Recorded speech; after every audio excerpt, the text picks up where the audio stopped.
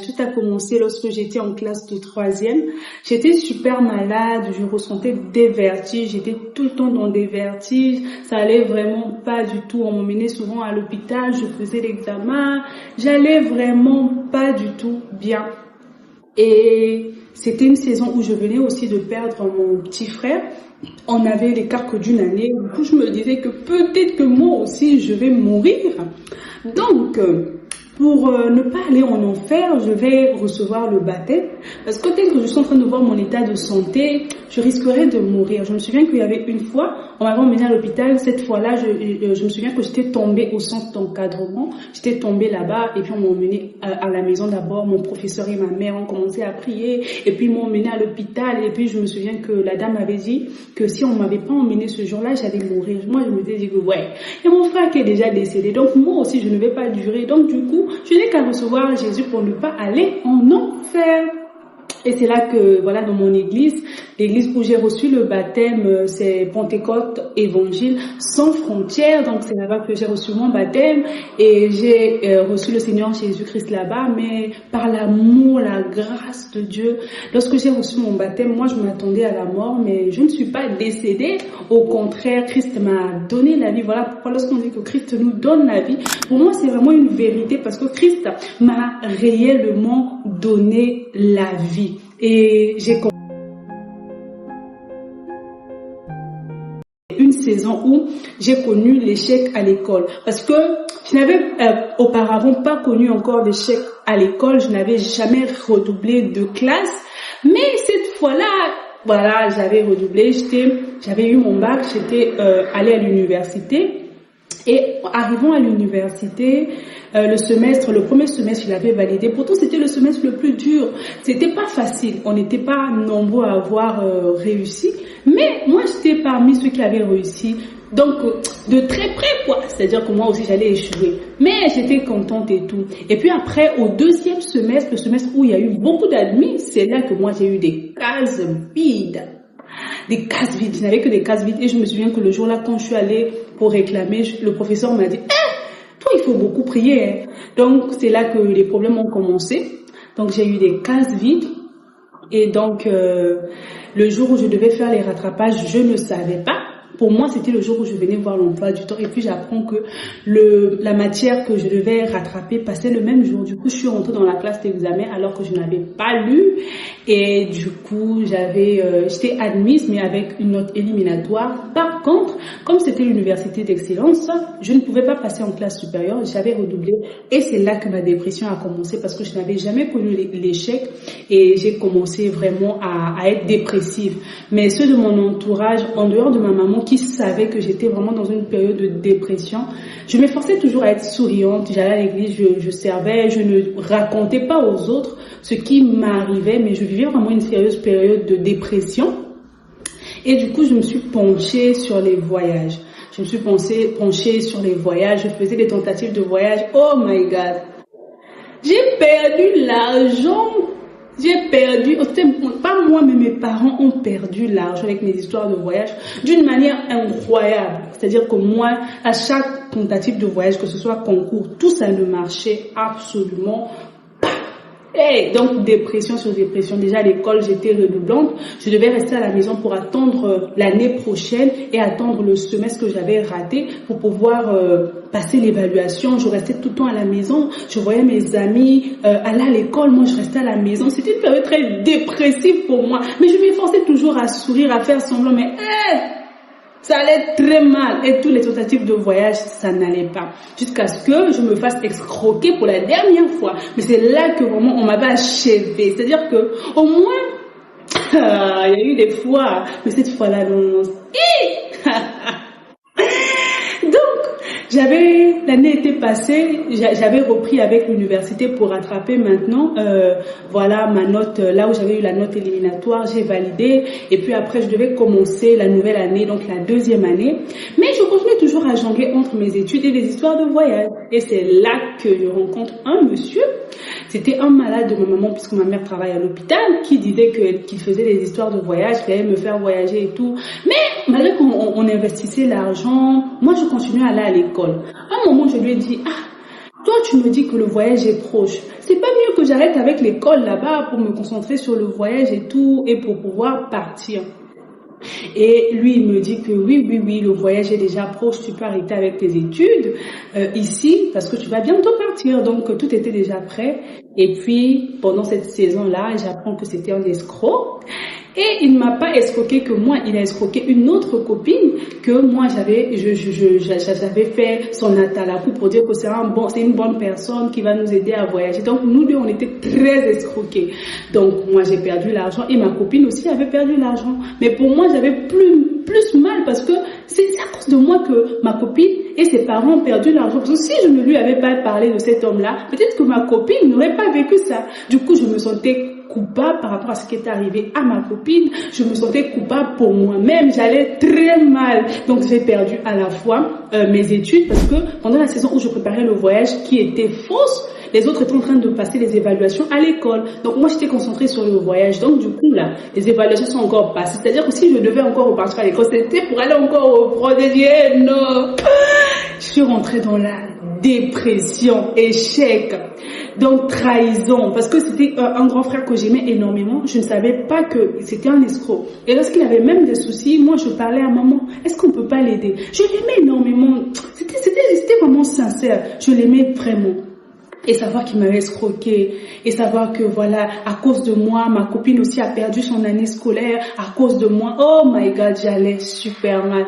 Et c'est pendant cette saison-là que, au lieu de m'approcher plus de Dieu, en fait, c'était seulement une saison de lamentation. Je me lamentais tout le temps. Je disais au Seigneur, je me souviens une fois, j'ai dit au Seigneur, qu'est-ce que tu peux faire de bien dans ma vie, en fait? Tu peux faire quoi de bien dans ma vie? Tu es incapable de me donner le voyage. Depuis que j'ai commencé à faire les histoires de voyage, ça ne marche jamais. C'est toujours des difficultés, encore et des difficultés. Pour moi, c'était, Seigneur, tu n'es pas capable de faire dans ma vie. Donc, mais il faut savoir que pendant cette période, je partais à l'église, hein. Je servais, j'allais à l'évangélisation, je participais aux activités. C'est-à-dire que personne ne savait que la fille, là, elle vit la dépression. C'est-à-dire que personne ne savait. J'étais vraiment dans une dépression. Et c'est même pendant cette période que j'ai failli tomber dans l'impudicité, mais gloire au Seigneur, à cause de son amour et de sa miséricorde. Je ne suis pas tombée dans l'impudicité, mais ça a failli arriver en tout cas parce que je vivais vraiment une dépression énorme. Et c'est pendant cette période que j'ai rencontré quelqu'un où je trouvais que voilà, la personne me soulageait, la personne me reconfortait.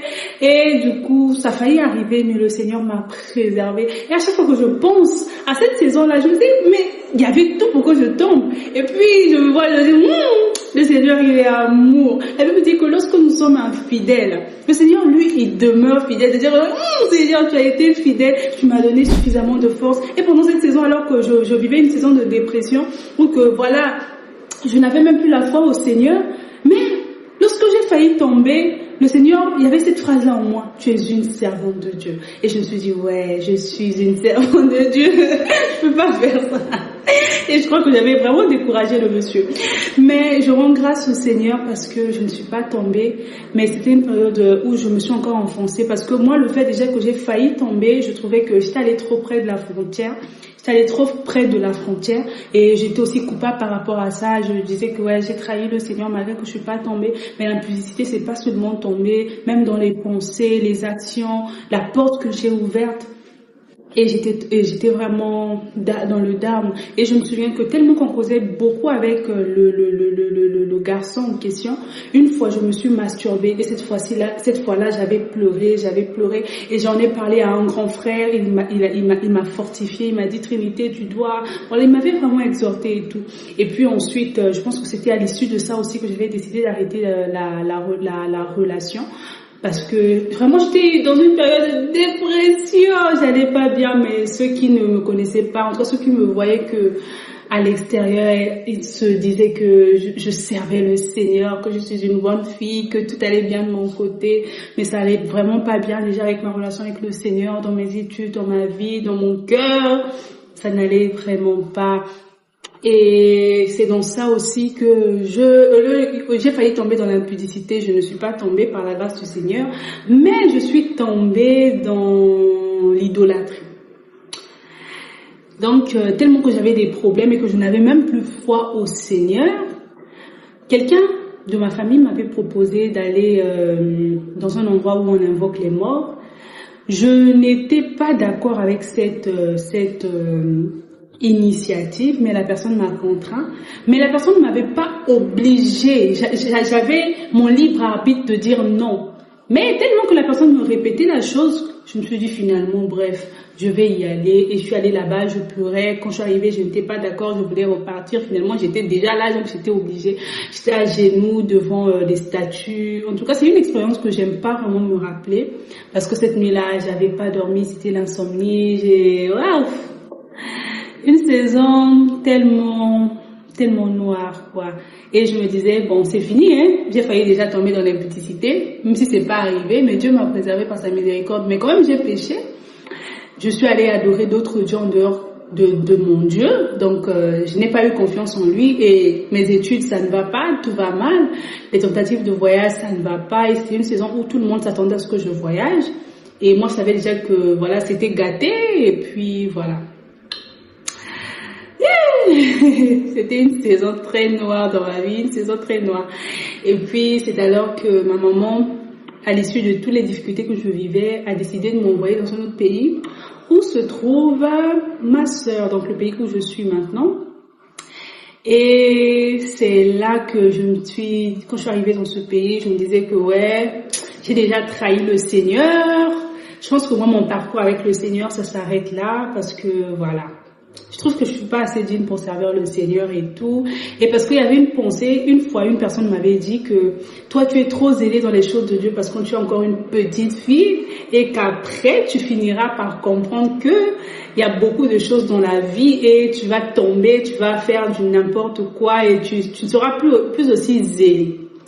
Et j'avais gardé cette phrase-là. Du coup, quand je suis arrivée dans cette période où j'étais déjà vraiment ça n'allait pas et que j'étais tombée dans le mal, je me disais que la personne avait raison, qu'au début c'est bien, tu sers le Seigneur, après tu vas voir que tout ira mal et puis après tu vas plutôt repartir dans le monde. Et je me disais bref, avec le Seigneur c'est fini et tout. Mais dans mon cœur il y avait toujours cette partie-là où, ah Jésus, il y avait toujours cette partie-là où je reconnaissais mon appartenance à Dieu. C'est-à-dire que c'est vrai que ça n'allait pas, c'est vrai que rien ne marchait, mais je reconnaissais, il y avait une partie de moi, au fond de moi, qui reconnaissait mon appartenance à Dieu. Il y avait, en fait, une partie qui me disait, Trinité, en fait, tu appartiens au Seigneur. Et j'avais même décidé pendant cette saison que je ne serais plus jamais active à l'église, parce que même dans mon ancienne église, j'étais très active, je partais, je servais dans l'évangélisation, et j'étais là. Et j'avais décidé de ne plus être active, bref, parce que voilà que je sois là et tout. Mais j'étais vraiment dans une saison où j'étais remplie de blessures. Et dans cette même saison-là, j'ai vécu encore un goumen. J'ai vécu un goumen qui m'a abattu. En fait, le goumen m'a achevé. Le goumen m'avait vraiment achevé. Et du coup, ouais, c'était le paquet des soucis. Donc, j'étais vraiment éloignée du Seigneur, ça n'allait vraiment pas. Mais je mettais toujours les statuts de Dieu. Hein. C'est-à-dire que c'est pas facile que les gens puissent reconnaître en tout cas la saison que je passais. Parce que je mettais toujours les statuts de Dieu, ma force, nanana. Mais moi, je vivais dans une dépression, j'étais loin de Dieu. Mais les gens ne savaient pas parce que voilà, on ne montre aux gens que ce que l'on veut. Hein. Et donc, ça n'allait pas. Mais dans cette saison, le Seigneur m'a prouvé son amour, que j'ai de la valeur pour lui. De même qu'il n'avait pas permis que je tombe dans l'impudicité, c'est parce qu'il avait encore des projets à faire avec moi. Le Seigneur m'a prouvé son amour dans cette saison. Je me disais que j'ai adoré d'autres dieux que lui, que j'ai fait beaucoup de choses. Mais une fois, je dormais et je fais une vision. C'est le Seigneur, je fais une vision, j'étais dans une maison et le Seigneur me dit qu'il allait me faire grandir. Moi, je me disais que le Seigneur m'a rejeté, le Seigneur ne veut plus de moi, mais lui, malgré mes péchés, mes manquements, il ne m'a pas abandonné. La preuve, je suis ici, je fais la vidéo et il m'a prouvé véritablement son amour. Et dans cette vision, il me disait qu'il allait me faire grandir. Et je suis dans la saison où il me fait grandir. Ça a commencé, ça fait maintenant combien d'années? 1 an et demi, je crois. Il a dit qu'il allait me faire grandir. Donc, pour mieux comprendre, ça fait pas très longtemps que je suis sortie de la dépression. Ça fait pas très longtemps que je suis sortie de la dépression, mais beaucoup de gens ne le savaient pas parce que je m'efforce à tout le temps être souriante et à montrer aux gens ce que moi je veux les montrer. Et j'étais vraiment dans une dépression. Et donc, le Seigneur me fait grandir présentement au travers des formations où j'apprends les Écritures, où je suis plongée dans les Écritures. Il forge mon caractère au travers de beaucoup de choses, des réunions entre jeunes, beaucoup de choses, et j'apprends énormément. Mais cette saison que je suis en train de passer et tout ce que j'ai déjà appris et le changement que le Seigneur est en train d'apporter dans ma vie, je vous en parlerai peut-être prochainement. Mais aujourd'hui, je vais d'abord dire à quelqu'un qui vit une saison de péché, une personne qui sent que j'ai abandonné les voies du Seigneur, une personne qui sent que je suis vraiment loin du Seigneur, j'ai fait ce qui ne glorifie pas le Seigneur, je me sens coupable, je ne sais pas si je vais continuer à servir le Seigneur. Je veux parler à cette personne-là pour lui dire que le Seigneur t'aime malgré tes péchés, malgré tes manquements. C'est vrai que tu as eu à faire des erreurs, que ce soit par rapport à ce à quoi le Seigneur t'a appelé, tu as eu à faire des erreurs.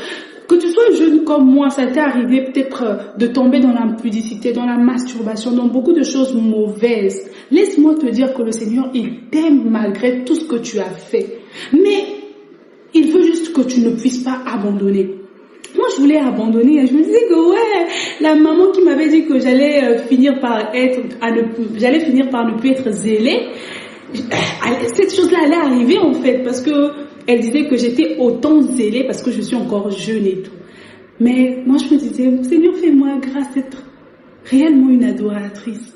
Et dans cette saison, le Seigneur ne m'a pas abandonnée. Je veux juste dire à quelqu'un que peu importe là où tu es tombé dans les voies du Seigneur, peu importe là où tu es tombé, peu importe, le Seigneur a des bons projets pour toi. Ne lâche pas, n'abandonne pas. Moi, je t'ai raconté mon histoire. Je t'ai raconté les échecs, les difficultés que j'ai eues, les moments où je suis tombée dans le mal. Mais ce Dieu-là m'a récupéré. C'est pas un pasteur qui est venu me dire, moi-même il vient me dire dans mon rêve qu'il allait me faire grandir. Et j'ai compris qu'il a des projets de paix, de bonheur pour moi, malgré que je suis tombée, malgré que je suis arrivée dans une saison où j'ai renié mon Dieu, j'ai renié ma foi. Lui, il ne m'avait pas renié. Et je comprends aussi que on peut aller à l'église, on peut servir, on peut faire beaucoup de choses et ne pas être réellement converti. Donc, c'est une saison où je suis, cette saison où je suis, c'est vraiment une saison où j'aspire énormément à la croissance spirituelle parce que j'ai compris l'importance d'être enraciné dans les Écritures, l'importance d'être enraciné en Dieu. Et j'apprends à ne dépendre que de Dieu. J'avais peur de l'échec. Le Seigneur m'a débarrassé de la peur de l'échec en me laissant passer par l'échec. J'avais cette pensée-là que, voilà, la force de se garder dans l'impudicité, de l'impudicité venait de moi-même. Le Seigneur a permis à ce que je puisse passer par ce chemin où j'ai failli tomber dans l'impudicité pour que je comprenne que c'est lui qui me délivre de l'impudicité. Donc je ne suis pas tombée et j'ai compris que cette période-là, je n'étais pas forte spirituellement. Et que si je ne suis pas tombée, c'est à cause de sa grâce. Il m'a délivrée et il m'a fait comprendre ces choses en me laissant passer par ces difficultés-là. Donc, je suis passée par une saison où ma foi a été éprouvée, où j'ai fait beaucoup de choses, mais c'est par ces difficultés-là que ma foi est devenue plus enracinée. Juste pour dire à quelqu'un, n'abandonne pas, le Seigneur t'aime. Et même lorsque tu es infidèle, lui, il demeure fidèle. N'abandonne pas, persévère. Moi, prochainement, peut-être je te raconterai la saison où je passe, tout ce que le Seigneur m'apprend. Prochainement, mais je veux juste te dire que le Seigneur a un bon projet pour toi. N'abandonne jamais les voies du Seigneur parce que tu te trouves trop sale. N'abandonne jamais les voies du Seigneur parce que de même que le Seigneur m'a montré sa miséricorde, sa bonté, pendant que moi je me disais que le Seigneur m'a abandonné, il est capable de le faire avec toi. Et je trouve toujours une joie de parler de Jésus. Et aussi, je suis dans une saison où j'apprends à servir le Seigneur, non avec mon âme, mais avec mon esprit. Parce que lorsqu'on le sert avec son âme, on le sert lorsqu'on se sent bien, lorsqu'on sent qu'on a envie de le faire. Mais j'apprends à servir le Seigneur avec mon esprit. C'est-à-dire que même lorsque je suis fatiguée, même lorsque je ne veux pas faire la chose, je le fais quand même, tout simplement parce que j'apprends réellement à adorer Dieu avec mon esprit. Et je prie que prochainement, le Seigneur nous donne encore l'opportunité pour que je te fasse une autre vidéo où je te parlerai de la saison où je suis en train de passer, ou peut-être que cette saison-là va déjà finir et puis je ferai une vidéo pour te dire tout ce que j'ai appris. Mais en bref, n'abandonne pas la foi. C'est vrai que tu n'es pas parfait, c'est vrai que tu as beaucoup d'erreurs, mais sache que le Seigneur t'aime. Réponds-toi, décide de marcher avec lui. Si tu décides vraiment de marcher selon sa vérité, il ne va jamais, au grand jamais, t'abandonner. Le sang de Jésus-Christ est là pour te purifier de tout péché. N'abandonne pas, persévère, persévère, et il te donnera de porter du fruit, peu importe les erreurs que tu as pu faire. Il est fidèle et juste. Alors, merci beaucoup d'avoir suivi cette vidéo. On se retrouve prochainement pour un autre épisode. Donc, merci. Bye bye.